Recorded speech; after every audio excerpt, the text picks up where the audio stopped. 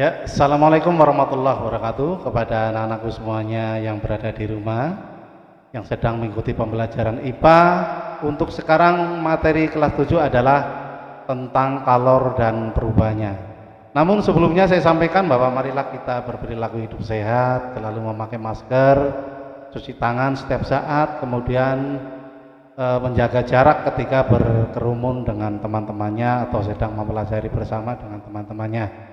Anak-anakku sekalian, bahwa saya perkenalkan untuk IPA kelas 7 untuk materi kalor dan perubahannya saya sampaikan karena saya juga termasuk mengajar kelas 7 di samping Bu Mujiasi kemudian Pak Retno Wahyudi. Oke, untuk menyingkat waktu silakan buka lembaran buku catatan bersama alat tulisnya untuk mencatat hal-hal yang penting untuk mempelajari kalor dan perubahannya. Kalor dan perubahannya untuk materi yang kita sampaikan untuk pada pagi ini. Kemudian kenapa kita mempelajari tentang kalor itu agar kalian tahu tentang pengertian kalor dan pengaruh kalor serta menjelaskan kalor terhadap perubahan wujud suatu benda. Apakah itu kalor? Ya. Apakah itu kalor? Pertanyaannya, mari kita bersama untuk mempelajari bahwa kalor adalah energi. Jadi kalor itu energi yang dapat berpindah dari benda bersuhu tinggi ke benda yang bersuhu rendah. Atau kalor adalah energi panas yang dapat berpindah dari benda ke satu ke benda yang lain. Ini untuk satuan kalor adalah disingkat J atau Joule, karena yang menemukan kalor itu adalah ilmuwan yang bernama Joule. 1 kalori sama dengan 4,2 Joule. Kemudian 1 Joule sama dengan 0,24 kalori. 1 kalori adalah jumlah energi panas yang dibutuhkan untuk menaikkan suhu 1 gram air hingga sebesar 1 derajat Celcius. Sehingga 1 kalori sama dengan 4,184 Joule dan sering dibulatkan menjadi 4,2 Joule. Sehingga silakan nanti ini dibolak-balik dimengerti berapa 1 kalori dan dibulatkan menjadi berapa. Silakan dibuka bukunya, dicatat ya. Jadi 1 kalori sama dengan 4,184 kemudian dibulatkan menjadi 42 Joule. Kalor dan perubahannya pada suatu benda ini dipengaruhi oleh kenaikan suhu dan serta dipengaruhi oleh massa benda. Maksudnya seperti ini. Ketika suatu cairan diberi panas, ini ya.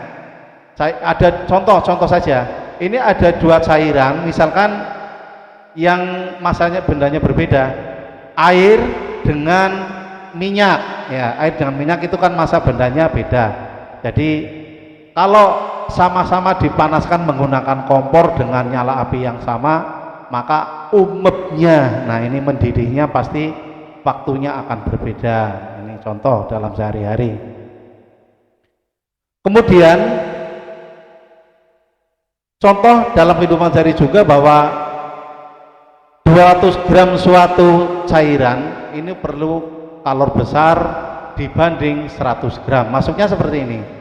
Nek pada sing dipanasna kue benda yang mempunyai massa jenis yang sama, contohnya air dengan air. Nggodhog wedang 2 liter karo nggodhog wedang 3 liter. Nah, kok golek umep, kue waktune beda, mesti akeh sing 3 liter, jadi sing 2 liter lebih cepat umep ya. Kemudian kalor untuk menaikkan suhu bergantung pada jenis benda, tadi sudah ya. Jadi nek jenis benda contohnya banyu karo lenga kuwi beda waktune golek diumepna, sehingga dapat dirumuskan sebagai berikut. Q sama dengan M kali C kali delta T ya, dimana M adalah massa benda, ini satuannya kilogram, C nya itu ada kalor jenis benda.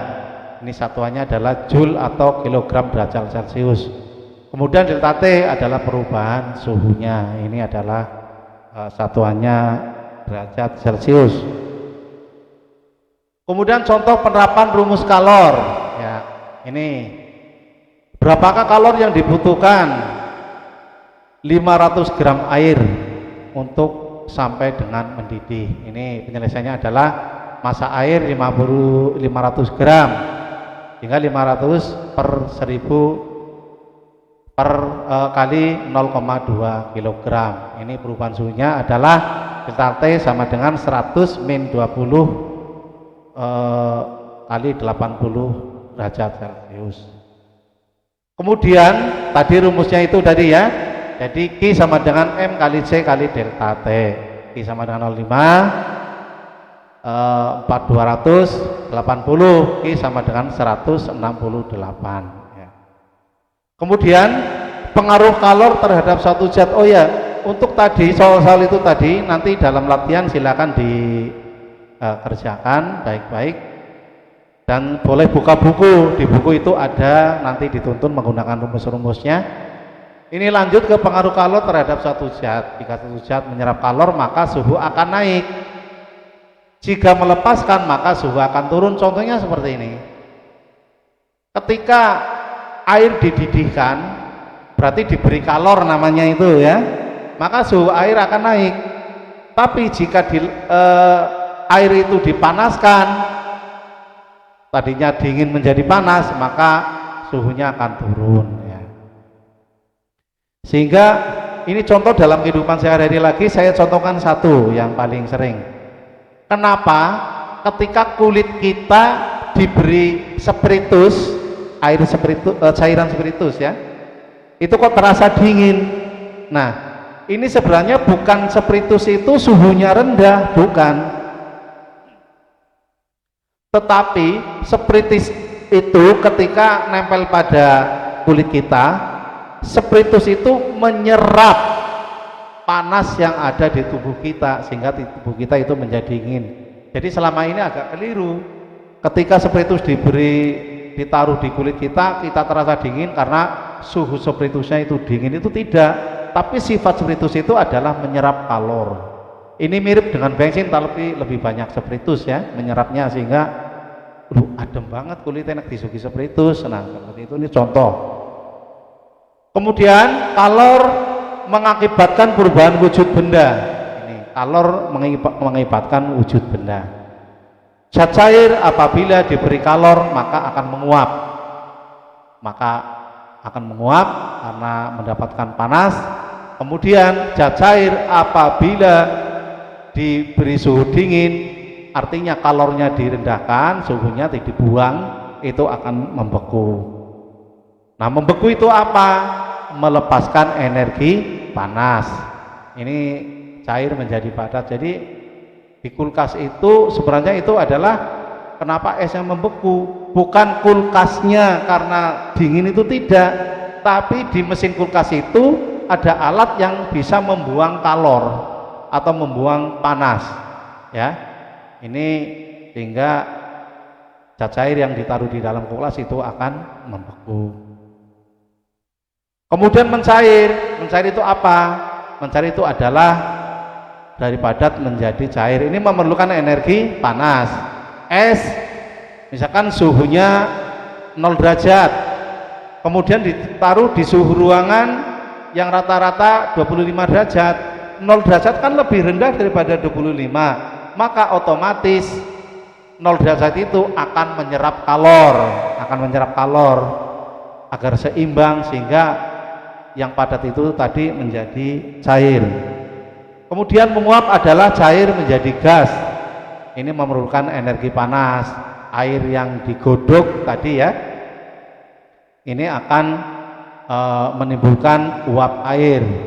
Nah, ini mendidih itu apa sih mendidih?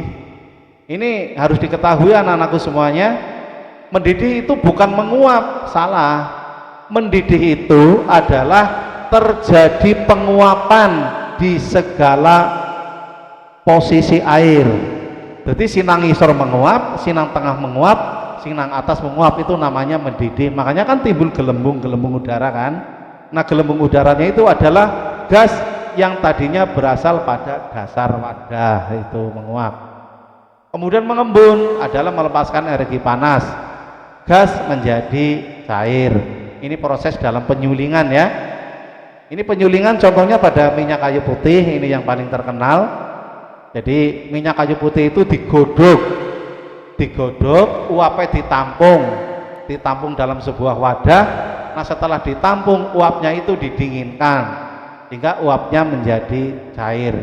Nah, itu jadi minyak kayu putih berasal dari gas yang didinginkan, yang berasal dari pohon atau daun minyak putih ya. Ini lebih banyak di Jawa Timur ya. Di Jawa Timur itu di sana ada perkebunan pohon kayu putih. Di sana bahkan menjadi semacam kayak industri perumahan. Jadi sana masyarakatnya sudah terampil bisa menyuling. Nah, ini istilah penyulingan ya. Jadi penyulingan itu adalah mengambil uap kemudian didinginkan lagi. Kemudian menyublim padat menjadi gas. Ini memerlukan panas ya. Padat menjadi gas. Ini contohnya apa ya? Contohnya itu adalah ketika balok-balok es dipanaskan, mencair kemudian menguap. Kapur barus. Nah, ini kapur barus ya. Kapur barus itu kan bentuknya padat, tapi dia dapat menyublim apabila terkena suhu yang lebih panas daripada suhu kapur barusnya. Makanya kapur barus di lemari itu lama-lama akan menjadi habis ya. Kemudian mengkristal, gas menjadi padat. Ini melepaskan energi panas. Ini contohnya yang paling gampang adalah ketika produksi air garam. Suatu saat anak-anakku semuanya mungkin akan pernah ke daerah Banyuwangi di sana ya. Di Banyuwangi di sana ada petani garam. Bahkan sekarang itu di Kebumen Ngidul. Di Kebumen Ngidul itu ada produksi air garam. Jadi air garam, air laut itu adalah air yang mengandung zat garam. Sehingga air laut apabila dipanaskan, airnya menguap, molekul airnya menguap, maka garamnya itu akan menjadi mengendap, mengkristal. Jadi kalian juga bisa praktek suatu saat ke pantai mengambil air laut menggunakan wadah apa saja, nanti sampai di rumah itu ditaruh di wadah yang datar dan mudah menguap alias amba ya. Isuk nanggon sing amba kok menguap, maka akan air lautnya akan menguap dan tinggallah kristal-kristal garam. Kemudian diagramnya ini untuk perubahan wujud kita lihat bersama. Mengkristal itu ada tanda panah ya. Mengkristal berarti dari gas menjadi padat. Sebaliknya kalau menyublim dari padat menjadi gas. Mengembun gas menjadi cair, kemudian kebalikannya kalau menguap cair menjadi gas. Pada membeku ini adalah padat menjadi cair, kemudian membeku itu cair menjadi padat, kemudian mencair, cair, padat menjadi cair. Ini diagramnya. Ini contoh perubahan wujud zat yang melepaskan kalor. Ini contohnya ya. Membeku, air menjadi es, berarti kalor yang ada di air dilepaskan. Ini mengembun, ini juga sama. Gas melepaskan kalor. Mengkristal, gas melepaskan kalor juga sama mengkristal ya. Jadi menjadi kristal. Betul bedanya kalau mengembun dengan mengkristal, zatnya itu beda. Kalau mengembun itu biasanya adalah zat cair, tapi kalau mengkristal lebih banyak berasal dari molekul zat padat ya. Kemudian perubahan wujud yang memerlukan kalor. Yang memerlukan kalor itu menguap. Banyu digodok, mau ya, menguap. Kemudian menyublim. Ini contoh adalah produksi belerang. Produksi belerang di daerah Jawa Timur juga, ini di pegunungan apa agak lupa saya gunungnya. Ini di sana menghasilkan belerang yang awalnya itu adalah gas yang mengandung belerang, tapi terkena hawa dingin menjadi menyublim. Ya, jadi sekali lagi bedanya menyublim dan membeku. Kalau menyublim lebih cenderung adalah molekulnya berasal dari molekul zat padat, tapi kalau membeku berasal dari molekul zat cair. Ini agak beda sedikit, tapi sama-sama melepaskan kalor. Sekian untuk pembelajaran kalor untuk pada kesempatan pagi hari ini.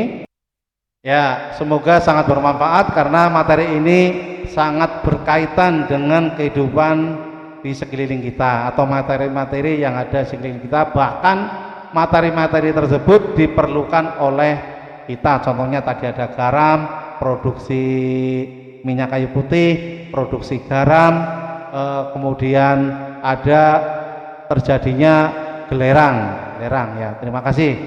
Sekali lagi saya sampaikan, silakan kita tetap sehat, semangat. Semoga kita diberi kesehatan oleh Allah SWT, dan jangan lupa kita berperilaku sehat, menggunakan masker apabila berpergian, dan jangan lupa kalau tidak ada hal-hal yang sangat penting, lebih baik di rumah saja. Ya, saya akhiri. Assalamualaikum warahmatullahi wabarakatuh.